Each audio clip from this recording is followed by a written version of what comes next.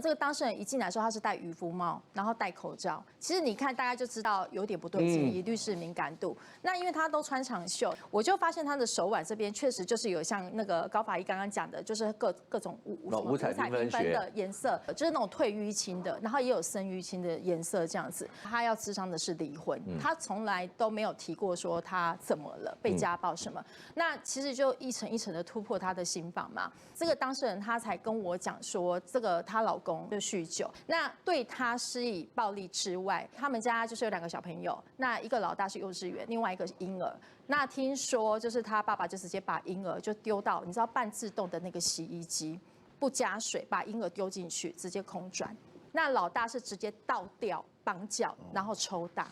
当下其实有赶快就是紧急帮他就是报警，然后进行安置，他就赶快离开了原本的地方，然后也帮他申请了紧急保护令。